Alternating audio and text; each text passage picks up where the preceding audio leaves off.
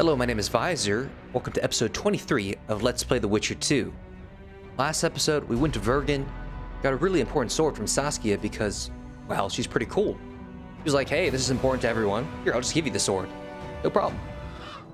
Additionally, I said I would do a lot of crafting, which I did. I mean, look at how many potions I have now. I even made a bunch of mongoose potion, which are that super rare potion that makes you immune to poisoning. Probably won't ever need 4, but who knows? Maybe I'll go on a drinking binge with the blue stripes or something. I also made a bunch of bombs since you can make bombs through alchemy. And in the end, I did get some greater mutagens, but they're not quite the ones I was looking for.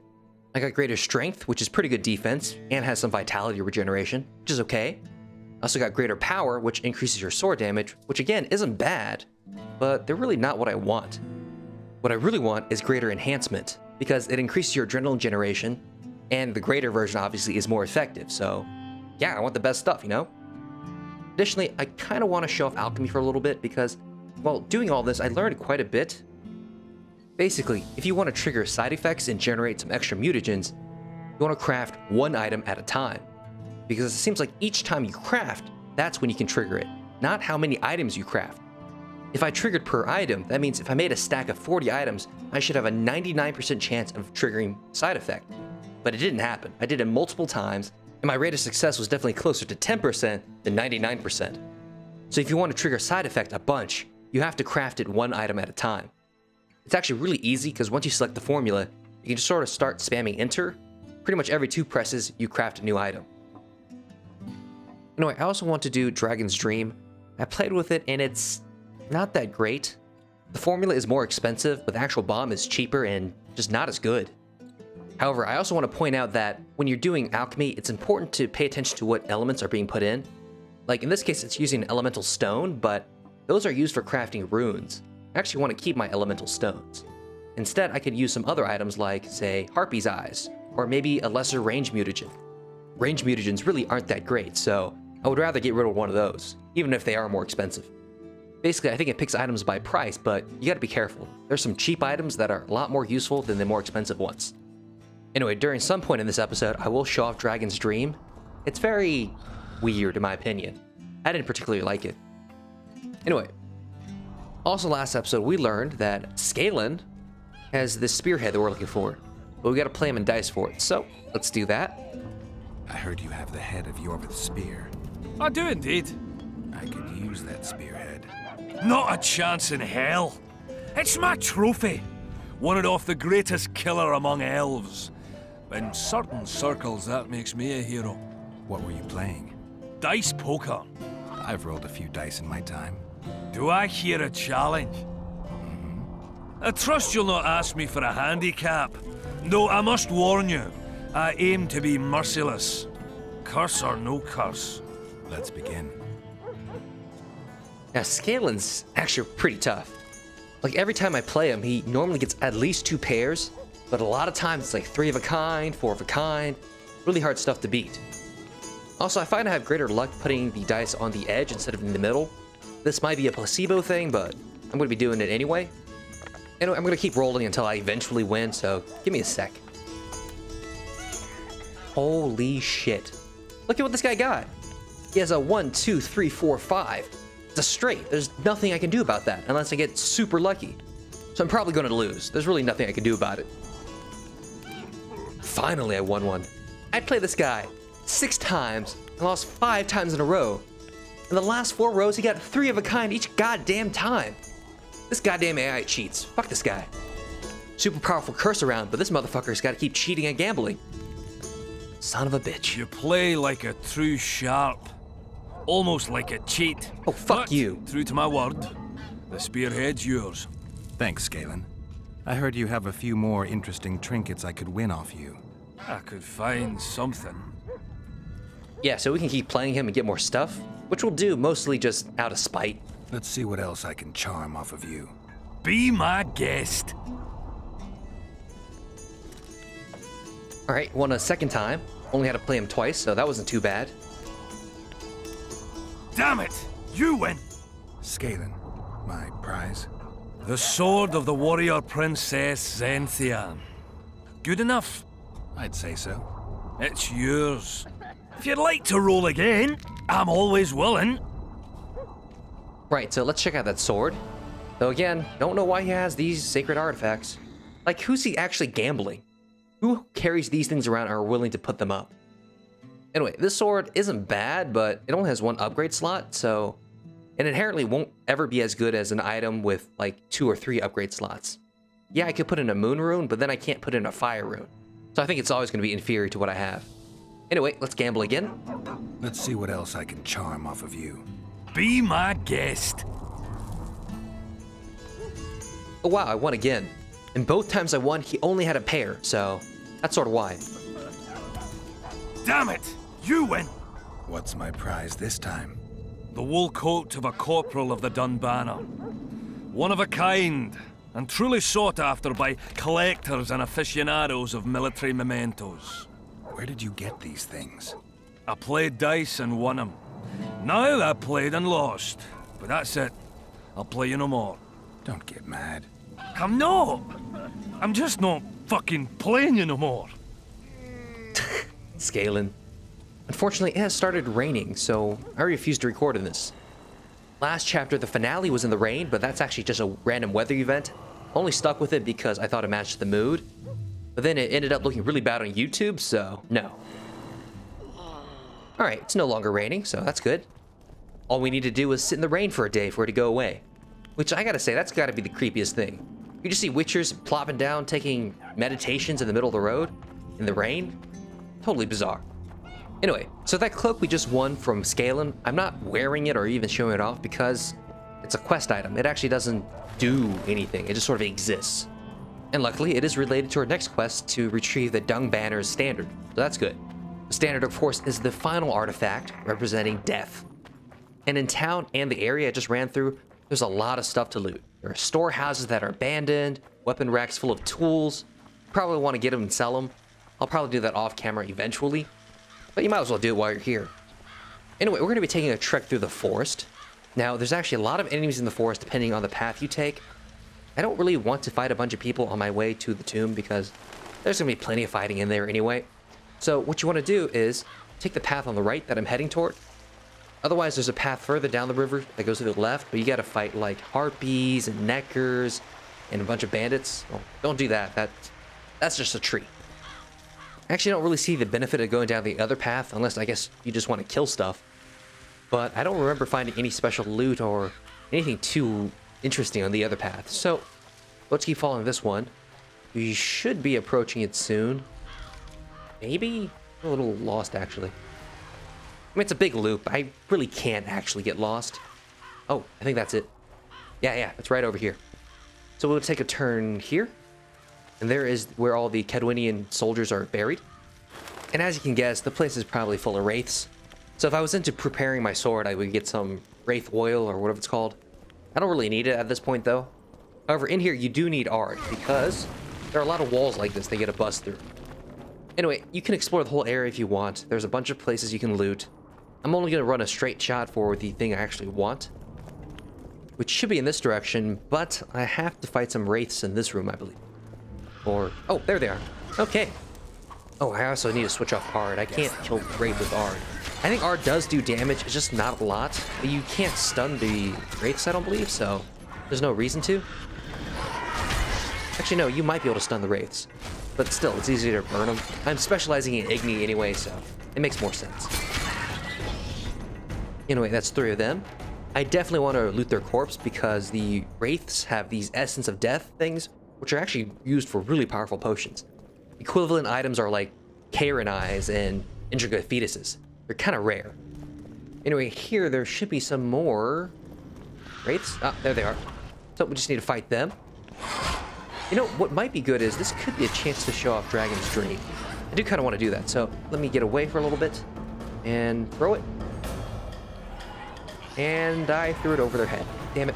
Well, I'll try to get in the area, but you notice it leaves a yellow cloud over there, and it should ignite. Oh, there you go. It exploded. I think the lantern ignited it. We can also ignite it with Igni. Ultimately, though, it's not that worthwhile. Like, I could just use the firebomb, which does the same thing without needing to be ignited. Plus, it has higher base damage, so why bother with it? I think I'm reading the description, it says, oh, you could chain them up and maybe do a huge chain reaction, but at that point I could just throw multiple firebombs. I have to throw multiple of something anyway. Anyway, you can loot all these corpses you see that are glowing. I don't really care though, because they don't have anything that special. Instead, I want to head in this direction. Who are you, and what do you seek? Geralt of Rivia. I seek the standard of the Dun Banner. Who are you? Eckhart Hennessy, ensign and color-bearer of the Dun Banner, the best force to issue from the land of Kaedweni. So basically, we're going to play Trivia Pursuit with this ghost. Except instead of trivia, it's going to be war details and, I guess, how he died and all that good stuff. And the way you get this information is from Zivik.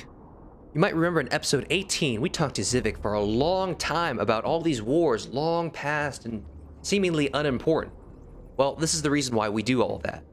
So we can lie to this ghost and convince him we were actually part of the Dun Banner. You may not remember me, but I remember you. Where from? I served in the Dun Banner. Liar. I fought beneath its standard at Brenna and at Vergen. The Battle of Brenna.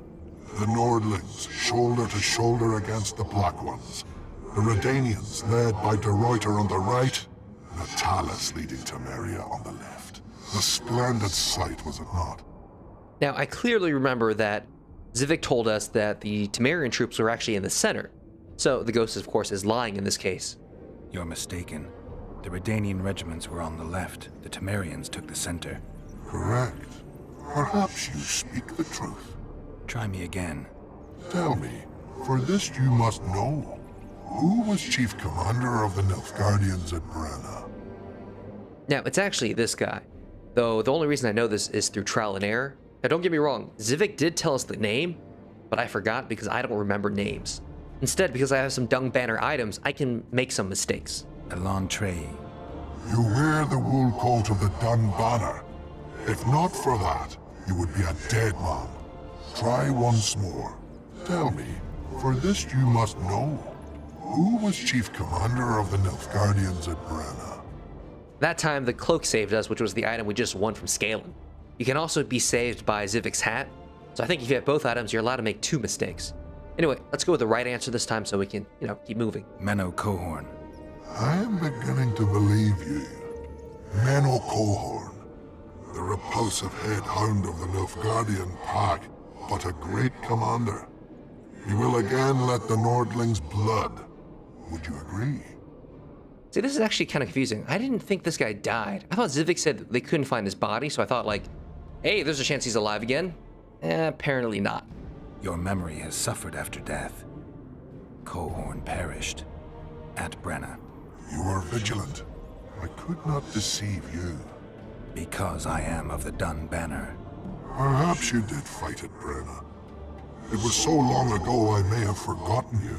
But Vergen is another matter. I can't answer for the state of your memory. You are right. Memory often fails us after death. I cringe to admit I've forgotten who commanded the armies during the Battle of Vergen. Perhaps the most important day of my life. And the last. Be so good as to remind me. Alright, another test, of course. Of course, it was not Death Mold versus the enemy king. That makes no sense. It wasn't Henselt in Demavend either. Of course, it was Vandergrift and Selkirk. Vandergrift the Visitor and Selkirk the guy from Gullet.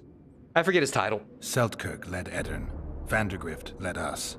Well done. Not all know that. Some believe that the kings commanded the armies during the battle, or that their mages did. Do you believe me yet? Not yet, but I shall when you tell me how you survived the massacre at Vergen. Now, if you remember correctly, Zivik actually made it through the incident because some priest with a magical amulet made him immune to fire and let him out. So we'll tell him that. Reverend Crest led us out of the fire. He had a magic medallion that protected us from the flames. Many survived? Zivik's platoon. Zivik, the regiment's best corporal. You have proven that you served in the Dun Banner. May I take the standard? Why do you desire it so? It will help me lift a curse. Curses are of no import to me. This one should be. It has stopped King Henselt's army from advancing. The unicorn has returned. He stands at Vergen's gates. With your help, he'll avenge the Dun Banner. The standard lies in the sarcophagus. Take it. You will also find the sword of Colonel Gondor. Now it is yours. Thank you. Where have you left your mount? There are no horses here. True. I would gladly drink with a brother from Brenna, but I am an unfettered soul. Strong drink means nothing, tastes of nothing. Perhaps I miss that most in death. Guard the standard. I grasped it firmly even as they cut me down. All right. So let's get the standard, as well as the sword, which is kind of cool. We can also leave the beaver skin cap here. That's what Zivik wanted from us, so let's do the right thing.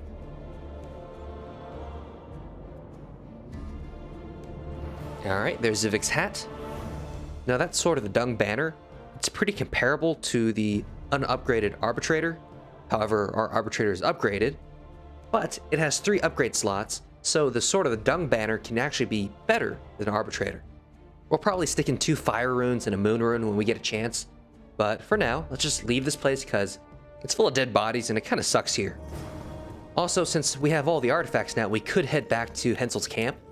Actually, no, first, as a summary of this area, looking at the map, so this is where we were when we saw the ghosts. That's the entrance. Hopefully this will allow you to find your way here. You will need to bust through a wall with Ard before you can get in. Anyway, enough of that. Heading back to Henselt's camp. It's sort of a long-ass trek, though. Well, actually, we're going to head to the path through the mist.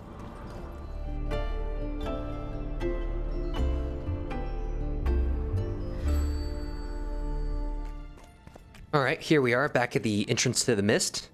Now, I know last episode I said it was pointless to enter the mist because the medallion only pointed me towards Vergen. Well, it's changed. Now when I use the medallion, it actually goes in the right direction. It still works. Well, that's a little annoying. That was boxed me in. However, you don't want to fight them. There's no reason to. And I think that Quinn-looking shield thing, that's not actually protecting them. I'm pretty sure that's protecting me from them. And probably damaging them. Either way, though, just keep following the medallion. You'll get out of here eventually.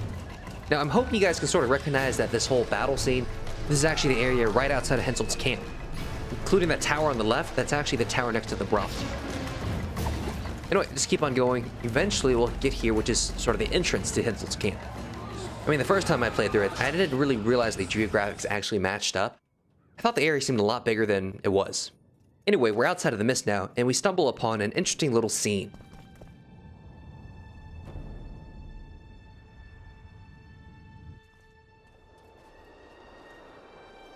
Good, you're here. The Nilfgaardians attacked us. Any idea why? They were loitering around here, staring into the fog as if waiting for something.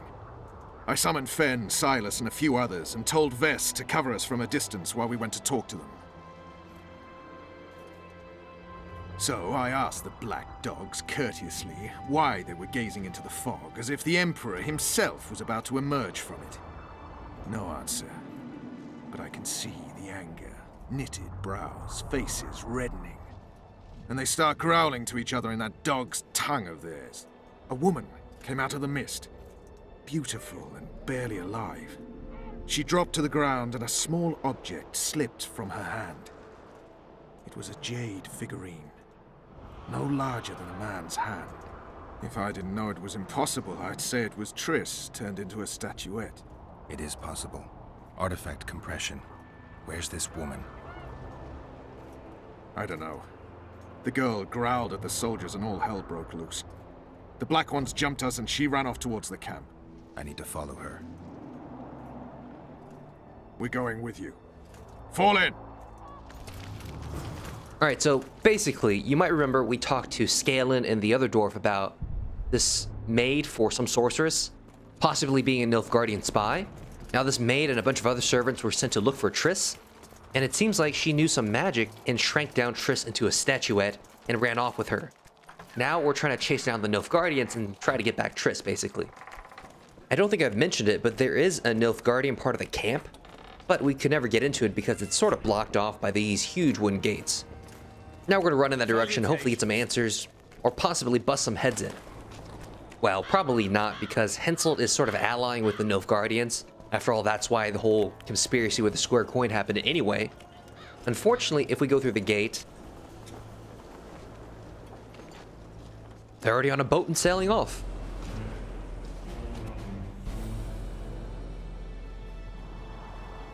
So, guys, now what? We're too late. No shit. Is the Percival ready to sail? It is. But they will not let us go. Henselt has plans of his own. I couldn't give a shit about Henselt. Schillard has Triss, and I need to save her. It's not an option.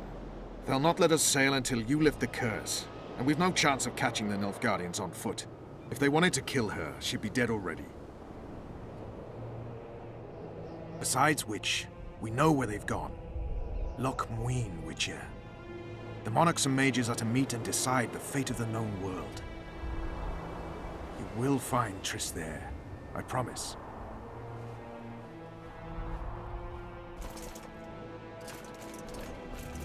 So yeah, that kind of sucks. Now the whole thing of saving Triss is tied directly with lifting the curse.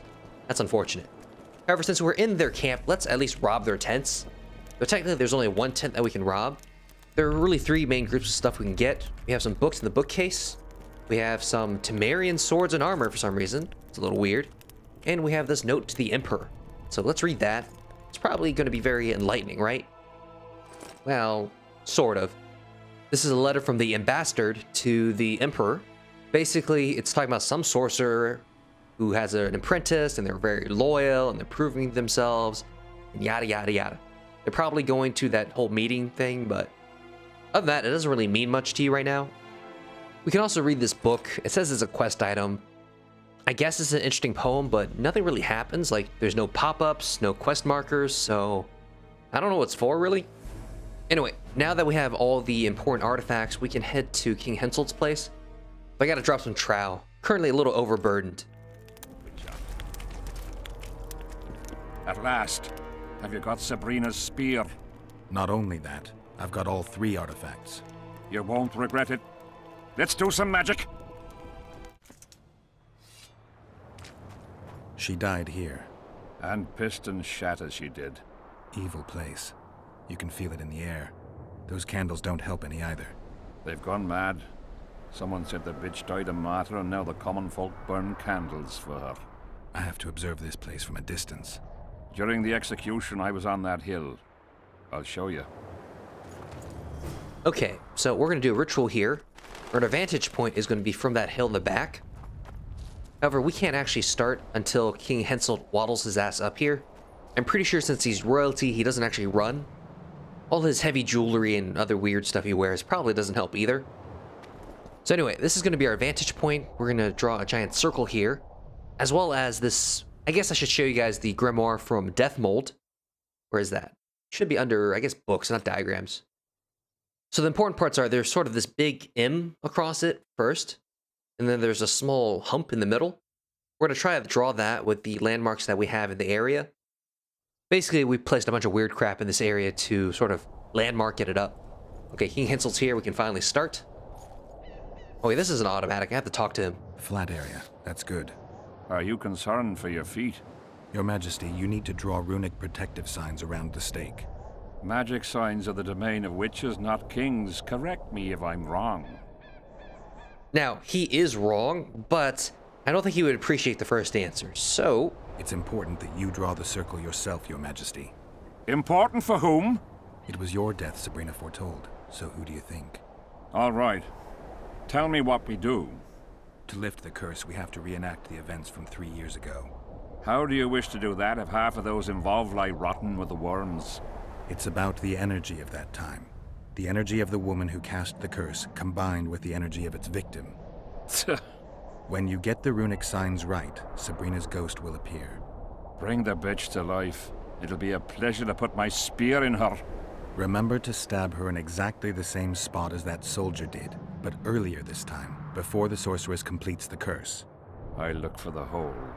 But how am I to know when? When you realize that the curse concerns you. But be ready, she may use a different name. Is that all? For you. Then I take over. Spectres might appear during the exorcism. Might or will? It depends on Sabrina's aura in the spirit world. I'll wager ghosts loathe the cunt. Let's get it over with. Tell me what I am to draw. You have to go down there, Your Majesty. What about you? I'll guide you. I have a good view from up here.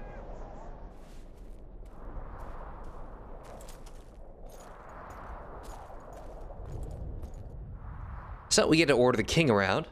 Now for the basic structure, we have a couple points. There's a dead raven over here, bowl of milk, petrified bread, goat skull, burnt tree, black candle, and pixie ring. So we're going to use this to sort of guide him around. The first thing I'm going to do is sort of do a big M from the pixie ring to the bread, to the black candles, to the goat skull, to the burnt tree. So first up, bread. Pour the powder towards the petrified bread loaf, Your Majesty.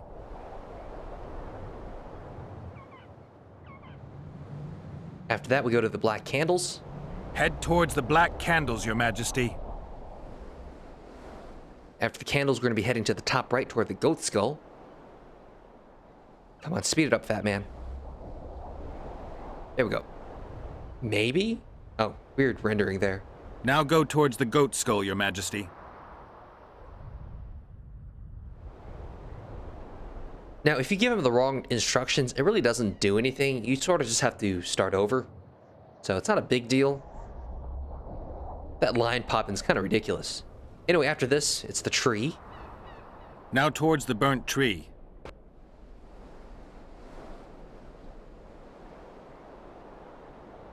Now, you might have noticed that I mentioned a bunch of locations. I don't mention the choice examine the pyre. I don't think it actually does anything, so you pretty much ignore it. Anyway, next up, we need to go to the raven. We're trying to make that little hump across. So let's do that. Find the raven's corpse, Your Majesty.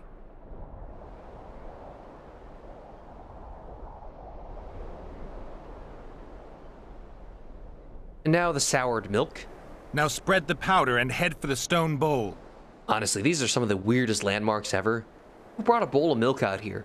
I mean, I get the mushrooms. The mushrooms were already here, and the burnt tree was already here, but some of this other stuff is just very bizarre. Like the goat skull. Who brought that? Go towards the pixie ring, Your Majesty. Sire, form a large, even circle at a good distance from the pyre. It's turned out beautifully. Pity the wind will soon scatter it. The evil power of the curse came from the fire. Fire's a hard element to tame, and this one had added potency. It consumed the body of the one casting the curse. Enough of these phantasmagorias, as Deathmold puts it. Look at my boots. Stay in the circle, Your Majesty. The powder reeks of dwarven dung. Charming. Just a little bit of racism at the very end, right before he saved his life. Anyway, just ignite this.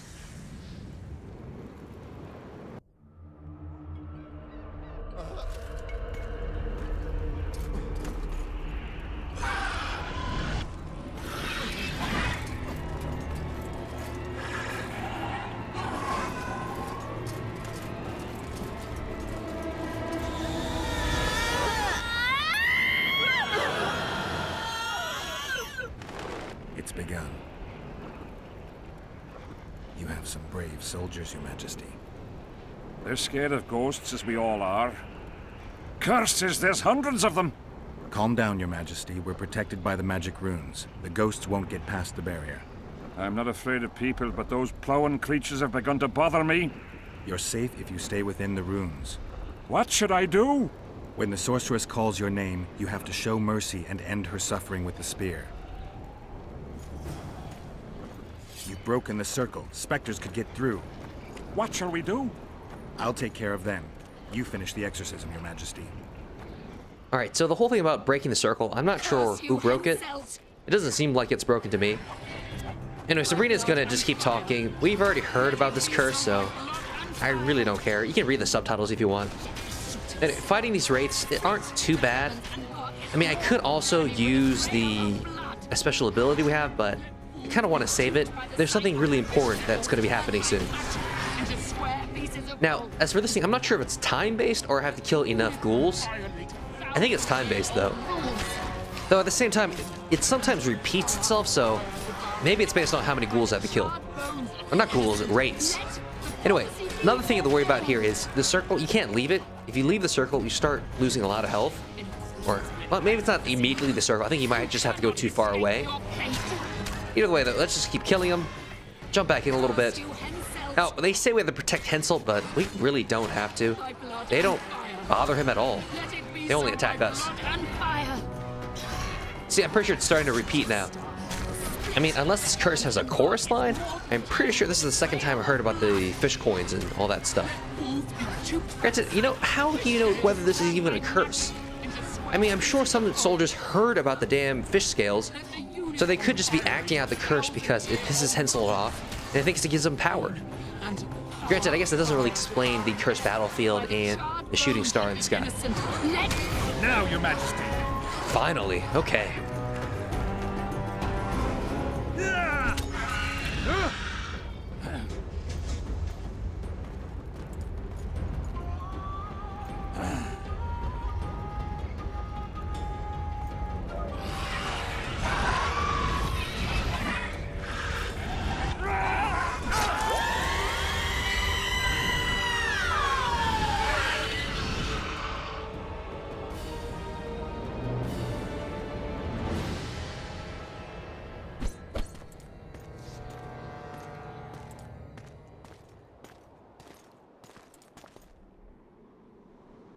It worked. Are you sure? All I can say for sure is that a dwarf can pass between a troll's legs, even on tiptoe. But I think it went well. Good. For me and for you. But all the worse for Edern. Now, I think we should probably mention Saskia helped us, but King Hensel being King Hensel, I don't think it's going to do much in their favor. We'll try, though. You owe your freedom from the curse to Saskia's generosity. You should send a delegation to thank her, Your Majesty. I'll thank her in person once you disperse the fog of spectres from the battlefield. That'll be much harder. I have faith in you, and faith can move mountains. Funny you say that. I need an artifact symbolizing faith. Yes, Deathmold told me. I'll give you the medallion. First, I must have a drink. Come to my tent. I'll roll out my best wine. You deserve it! Well, that's good. We just leveled up, and we won the favor of another king. Unfortunately, King Hensel is sort of a bastard, and the game's called Assassins of Kings, so we'll see how long it lasts. Probably next episode. But for now, this is pretty much the end of this episode, so thank you everyone for watching, and I hope to see you guys next time.